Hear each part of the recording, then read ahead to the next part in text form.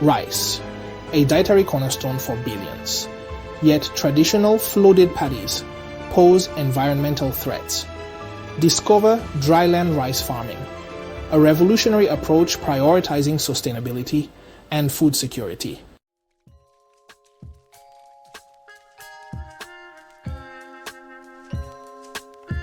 Traditional rice farming is water-intensive and emits methane. Dryland rice farming conserves water, reduces emissions, and promotes a healthier ecosystem.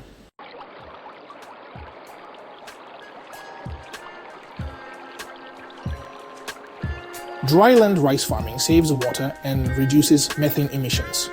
It empowers farmers economically and fosters community resilience.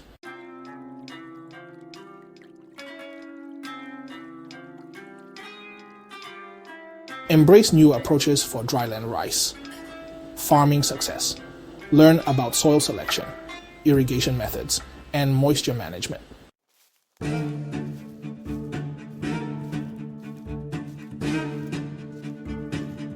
Climate change strains freshwater resources, threatening traditional rice farming. Dryland rice farming conserves water and ensures global food security.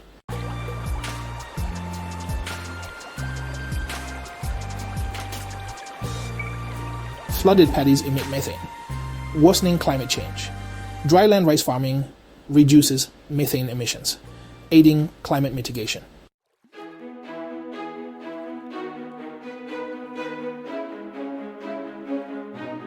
Flooded paddies breed pests and diseases. Dryland rice farming disrupts pest life cycles and reduces disease incidence.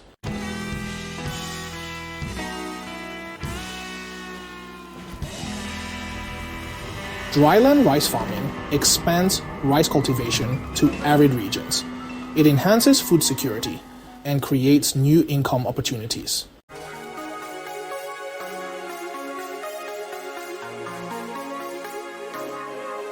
Soil selection is crucial for dryland rice farming success. Learn about soil texture, pH levels, and nutrient content.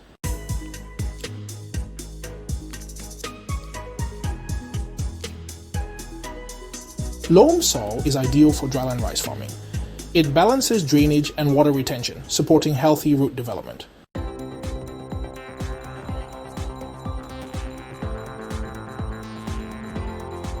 Soil pH, drainage, and organic matter are key factors. Improve soil quality with compost and proper pH management.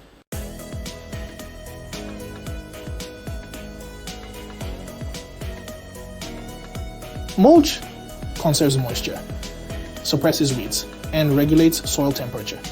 Use organic mulches to enhance soil fertility and promote healthy rice plants.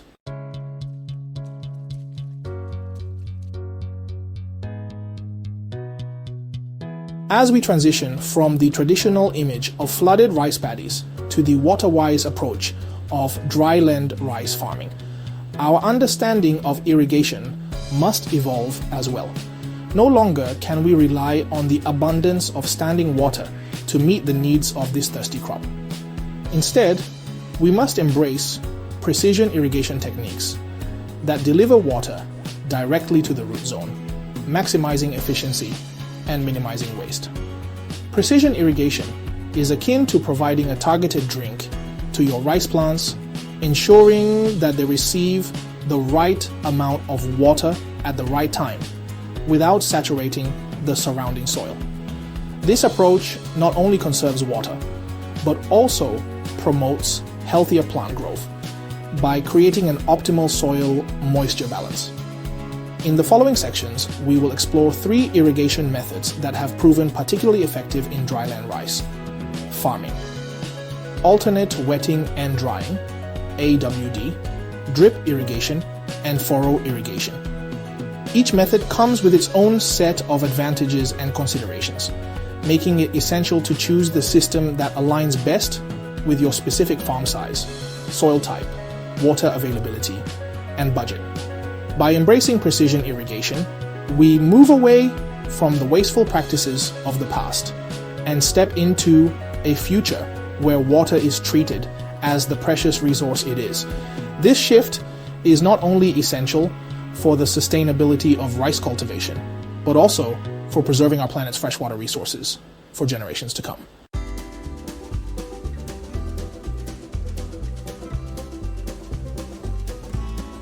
Imagine a gentle rain soaking the earth and then receding, allowing the soil to breathe before the next shower arrives. This natural cycle of wetting and drying is the essence of alternate wetting and drying, or AWD, a water-saving irrigation technique that has gained significant traction in dryland rice farming. AWD involves irrigating the rice field to a certain depth and then allowing the surface soil to dry out before irrigating again. This mimics the natural wetting and drying cycles that rice plants experience in rain-fed conditions, promoting deeper root growth and enhancing their ability to access water and nutrients from a wider soil volume. The beauty of AWD lies in its simplicity and its ability to significantly reduce water consumption without compromising yields. Studies have shown that AWD can save up to 30% of water compared to continuous flooding, making it a valuable tool for sustainable rice production. Implementing AWD involves monitoring the soil moisture level and irrigating only when necessary. This can be done by simply observing the soil surface or by using a soil moisture sensor, which provides a more accurate reading of the moisture content at the root zone. By fine-tuning the irrigation schedule based on the soil's needs, farmers can optimize water use and create an ideal growing environment for their rice plants.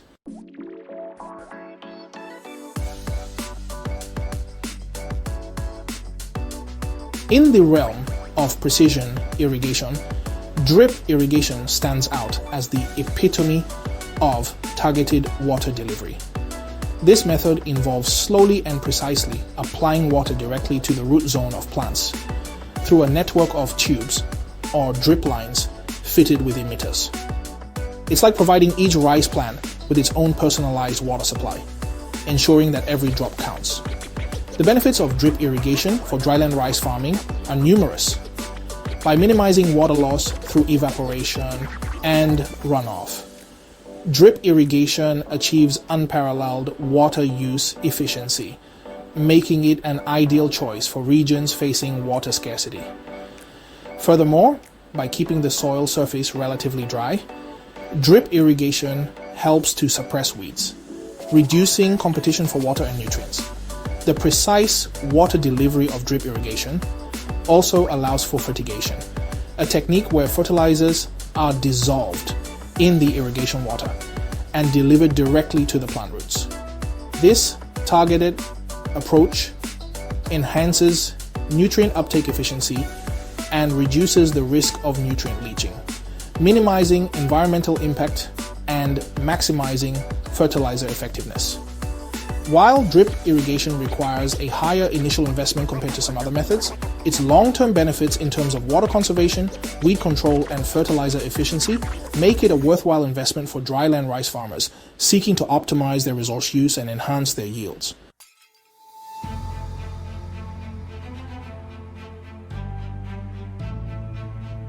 Furrow irrigation, a method as old as agriculture itself, might seem like an unlikely candidate for a water-wise dryland rice farming.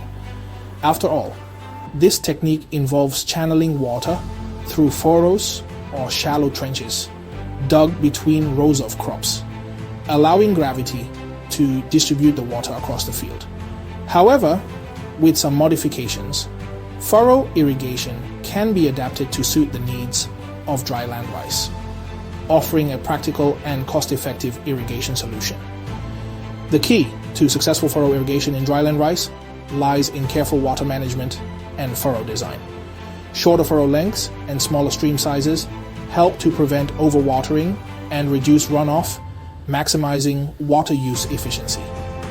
Additionally, using surge irrigation, a technique that involves applying water in pulses or surges, can further enhance irrigation efficiency by allowing water to infiltrate the soil more evenly.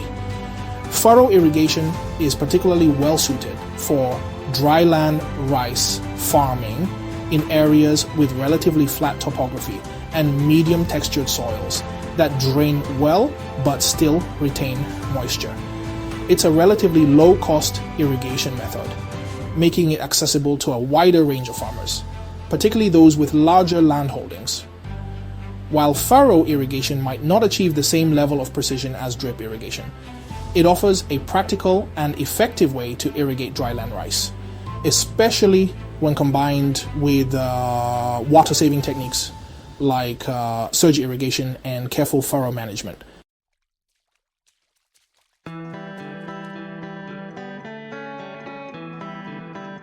Choosing the right irrigation system for your dryland rice farm is a decision that should be made with careful consideration of various factors. There is no one-size-fits-all solution. The best choice will depend on your specific circumstances and priorities. Water availability is a crucial factor. If water is scarce in your region, drip irrigation, with its unmatched water use efficiency, might be the ideal choice. AWD can also significantly reduce water consumption compared to traditional flooding and is a good option for areas with limited water resources. Soil type is another important consideration. Sandy loam soils, with their good drainage, are well suited for furrow irrigation, while heavier clay soils might require raised beds or drip irrigation to prevent waterlogging. When it comes to farm size and topography, drip irrigation is well suited for smaller farms or fields with irregular shapes, while furrow irrigation is more practical for larger, flatter areas. Budget is also a key factor. Furrow irrigation is generally the most affordable option, followed by AWD. Drip irrigation requires a higher initial investment, but can offer long-term cost savings through water and fertilizer efficiency. Labor availability should not be overlooked. Drip irrigation requires less labor for operation and maintenance compared to furrow irrigation, which might involve more frequent adjustments and monitoring. By carefully evaluating these factors and seeking advice from local agricultural experts, you can choose the irrigation system that aligns best with your dryland rice farming goals, ensuring efficient water use, healthy plant growth, and a sustainable approach to rice cultivation.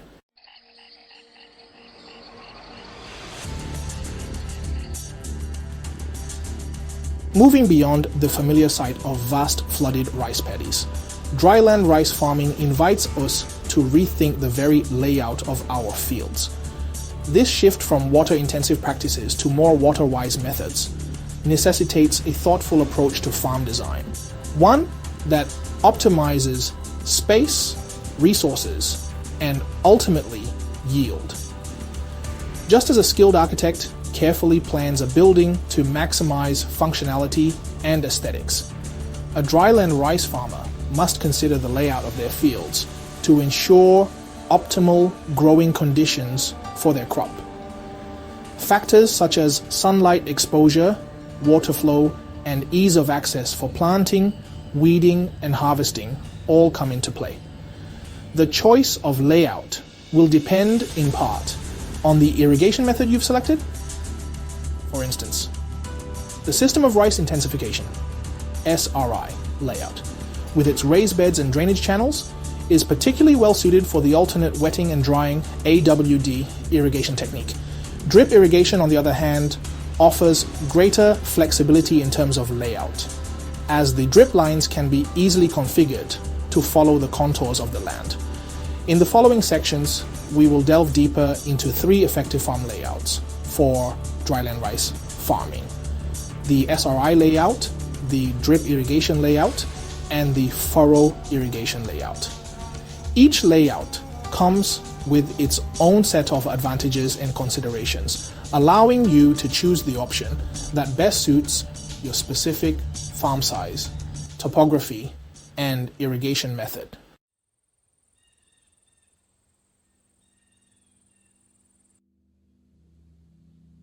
The system of rice intensification, SRI, a revolutionary approach to rice cultivation, has gained widespread recognition for its ability to increase yields while using less water, fewer seeds, and less chemical inputs.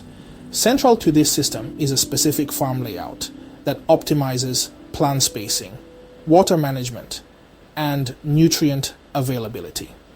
The SRI layout features raised beds, typically 20 to 25 centimeters high and 50 to 70 centimeters wide, separated by shallow trenches or drainage channels.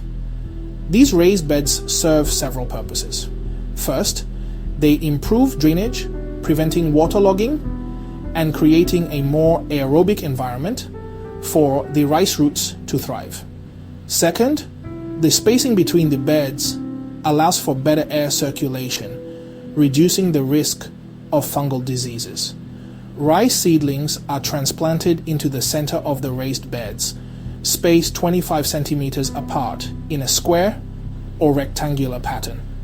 This wider spacing, compared to traditional dense planting, allows each plant to access more sunlight, air, and nutrients, promoting robust growth and higher yields.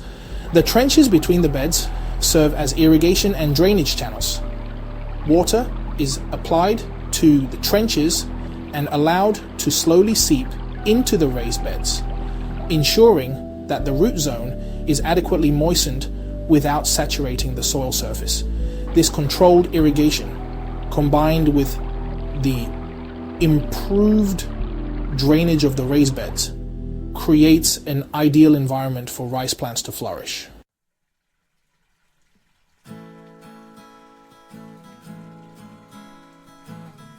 Drip irrigation, with its ability to deliver water directly to the root zone of plants, offers immense flexibility in terms of farm layout.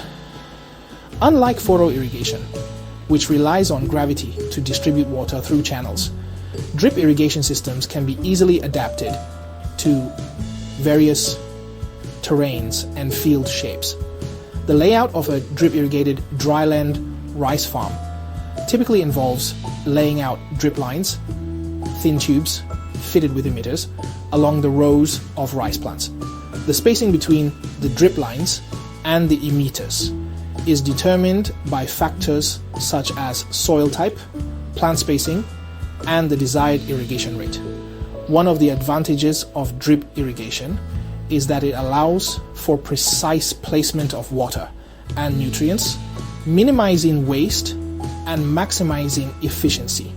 The emitters can be spaced closer together in areas where the soil drains more quickly or where plants require more water, such as during critical growth stages. Furthermore, drip irrigation systems can be easily automated using timers and sensors, further reducing labor requirements and ensuring consistent water application.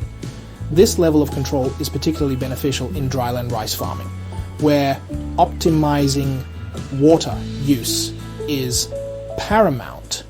The flexibility of drip irrigation layouts makes it an attractive option for dryland rice farmers with small or irregularly shaped fields, as well as those seeking to maximize water use efficiency and minimize labor inputs.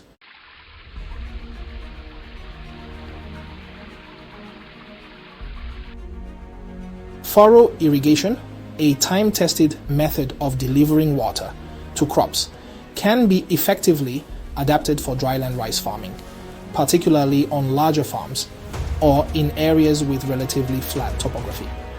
This gravity-fed irrigation system relies on a network of furrows, or shallow trenches, to distribute water across the field.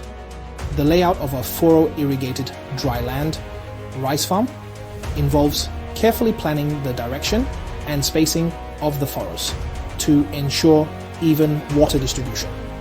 The furrows are typically dug parallel to each other with a slight slope to facilitate water flow. The spacing between the furrows is determined by factors such as soil type, row spacing, and the desired irrigation depth. To maximize water use efficiency, and minimize runoff. Furrow lengths should be kept relatively short, especially on sloping land. Additionally, using surge irrigation, a technique that involves applying water in pulses or surges, can further enhance irrigation efficiency by allowing water to infiltrate the soil more evenly. While furrow irrigation might not offer the same level of precision as drip irrigation, it remains a cost-effective and practical option for dryland rice farmers with larger landholdings and suitable soil and terrain conditions. By carefully planning the furrow layout and implementing water-saving techniques like surge irrigation, farmers can effectively irrigate their crops while minimizing water waste and maximizing yield potential.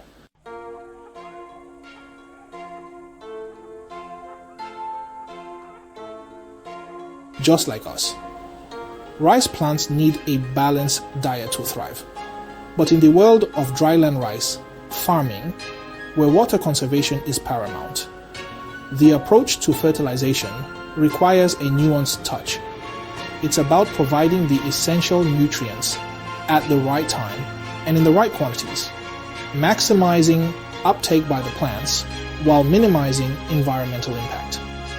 Unlike flooded rice paddies, where nutrients are readily available in the standing water, dryland rice relies on the soil itself as the primary source of nourishment.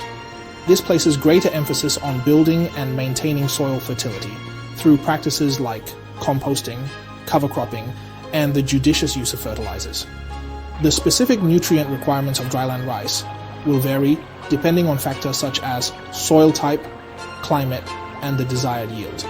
However, all rice plants need a healthy balance of nitrogen, phosphorus, and potassium, the three macronutrients essential for growth, along with a range of micronutrients. In the following sections, we'll explore a phased approach to fertilizing dryland rice, ensuring that your plants receive the right nutrients at each critical stage of growth. We'll also delve into the world of organic fertilizers, nature's own concoctions that nourish the soil and the plants without the harmful side effects of synthetic alternatives.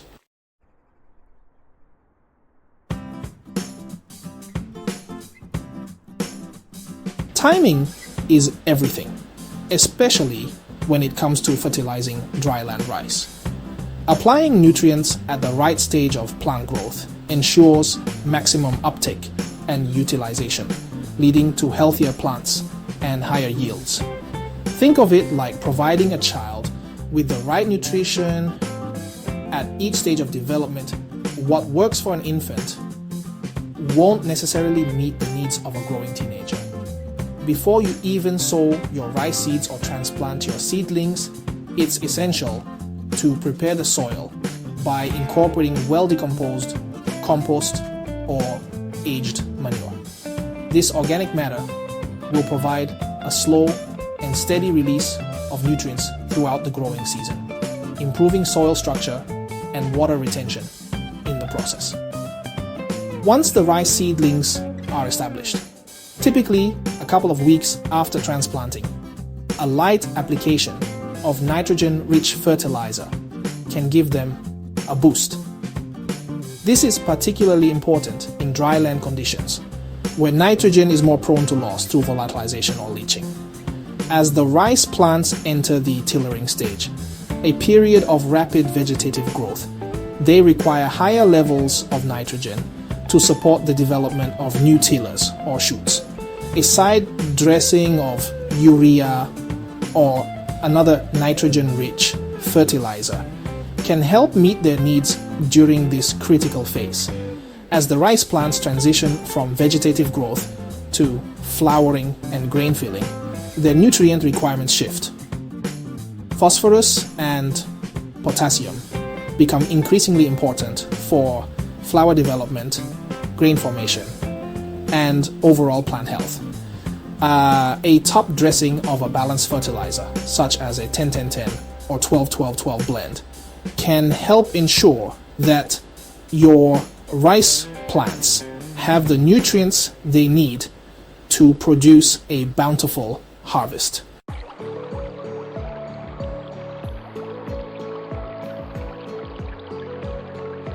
Weeds, those unwelcome guests in our fields, are masters of competition, vying for sunlight, water, and nutrients that rightfully belong to our crops. But in the delicate ecosystem of a dryland rice farm, where water is precious and chemical interventions can have unintended consequences, we need a more sustainable approach to weed management. Fortunately, nature provides us with an arsenal of tools and techniques to keep weeds in check without resorting to harmful herbicides. These eco-friendly methods not only protect our environment, but also enhance soil health and promote biodiversity. We've already touched upon the water-conserving benefits of mulch, but this protective layer also acts as a physical barrier, suppressing weed growth by blocking sunlight. Organic mulches, such as straw, wood chips, or dried leaves, break down over time, adding organic matter to the soil and improving its overall structure. Sometimes there's no substitute for the human touch.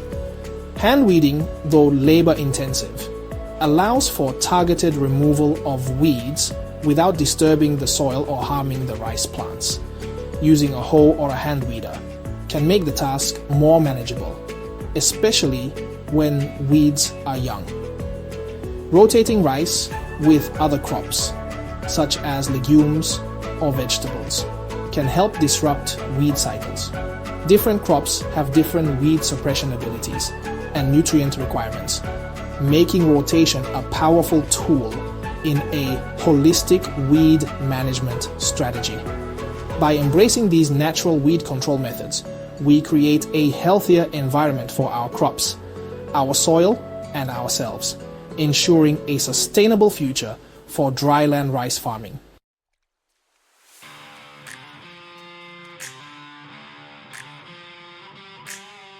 Fertilization and weed control, though often discussed as separate entities, are in reality interconnected pieces of the dryland rice farming puzzle. A successful approach to nourishing your rice plants while keeping weeds in check requires a holistic strategy, one that recognizes the interdependence of these two critical aspects of crop management. Think of it like maintaining a healthy body. It's not just about eating the right foods, it's also about exercising regularly, getting enough sleep, and managing stress. Similarly, creating an optimal environment for dryland rice involves a multifaceted approach that addresses both nutrient provision and weed suppression. By integrating fertilization and weed control, we create a synergistic effect, where each practice enhances the effectiveness of the other. For instance, a healthy, well-fertilized rice plant is better equipped to outcompete weeds for resources. Similarly, effective weed control ensures that the nutrients we apply are utilized by the rice plants, not squandered on unwanted vegetation. The key to success lies in understanding the specific needs of your rice crop and tailoring your management practices accordingly. Observing your plants, monitoring soil conditions, and seeking guidance from local agricultural experts will help you fine-tune your approach, creating a harmonious balance between fertilization and weed control that leads to a bountiful and sustainable harvest.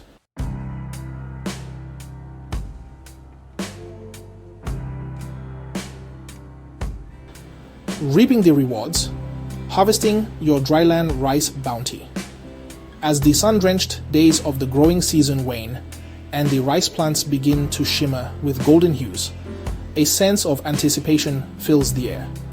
The culmination of months of careful planning, nurturing, and adapting to the rhythms of nature is at hand.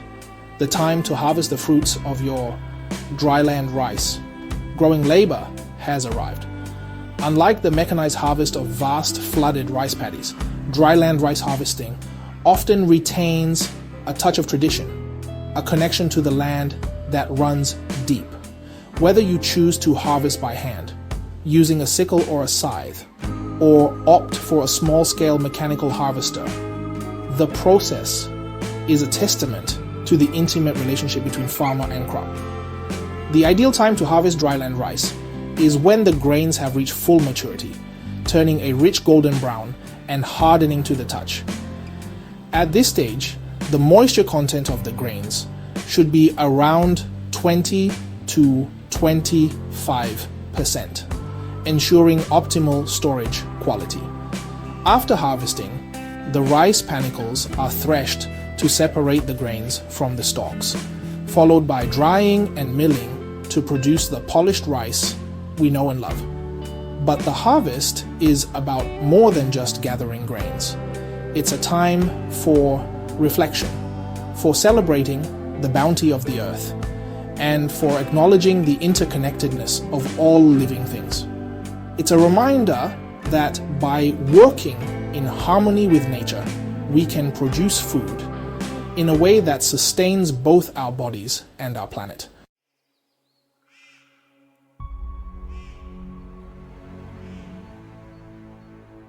The true impact of dryland rice farming extends far beyond the bushels of golden grains harvested at the end of the season. It's a ripple effect touching upon water resources, greenhouse gas emissions, biodiversity, and the livelihoods of farming communities worldwide by significantly reducing water consumption compared to traditional flooded rice cultivation. Dryland rice farming offers a lifeline to water-stressed regions, allowing them to produce this vital staple crop without depleting precious freshwater reserves. This shift towards water-wise practices is not just an environmental imperative. It's a matter of global food security, ensuring that future generations have access to this essential food source. The reduction in methane emissions associated with dryland rice farming is another significant environmental benefit. By eliminating the standing water that creates ideal conditions for methane-producing microorganisms, this method helps mitigate climate change, safeguarding our planet for generations to come. Moreover, dryland rice farming promotes biodiversity by creating habitats for a wider range of plants, insects, and animals compared to monoculture flooded paddies. This ecological richness enhances the resilience of the entire ecosystem, making it better equipped to cope with pests, diseases, and climate variability.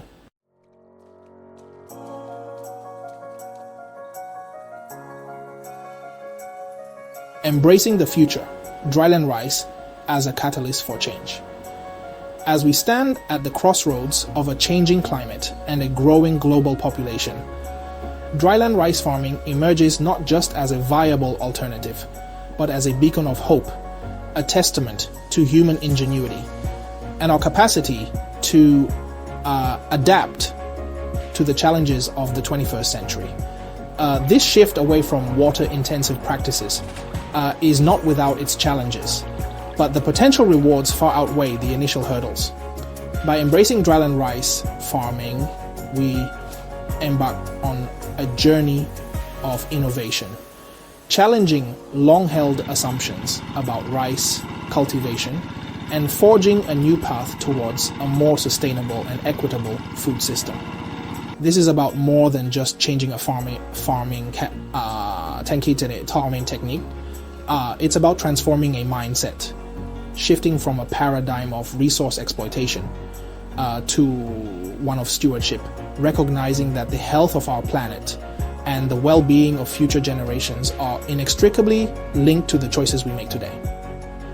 Dryland rice farming has the potential to be a catalyst for change, not just in the way we grow rice, but in the way we think about agriculture as a whole.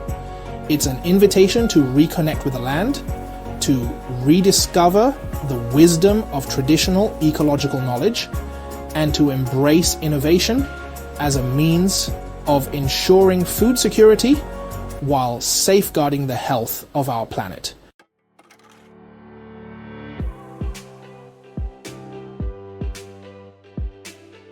A call to action: sowing the seeds of a water-wise world. The journey towards a more sustainable future for rice cultivation, and indeed for all of agriculture, begins with a single step. It begins with a conscious decision to challenge the status quo, to question the way things have always been done, and to seek out alternatives that prioritize both environmental sustainability and human well-being. The information presented in this guide is just the beginning. It's an invitation to delve deeper, to explore the nuances of dryland rice farming, and to adapt these principles to your unique circumstances. Connect with other farmers, researchers, and agricultural experts in your region. Share your experiences, your challenges, and your successes. Together, we can create a global network of knowledge and support, empowering each other to grow more food with less water. Embrace the principles of conservation, not just in your rice fields, but in all aspects of your life. Be mindful of your water footprint, reduce waste, and support policies that promote sustainable agriculture and responsible water management. Remember, every drop counts, every seed sown, every weed pulled, every decision we make, however small, has the power to shape the future of our planet. Let us choose wisely. Let us sow the seeds of a water-wise world, where dryland rice farming flourishes, where communities thrive, and where the bounty of the earth is shared equitably among all.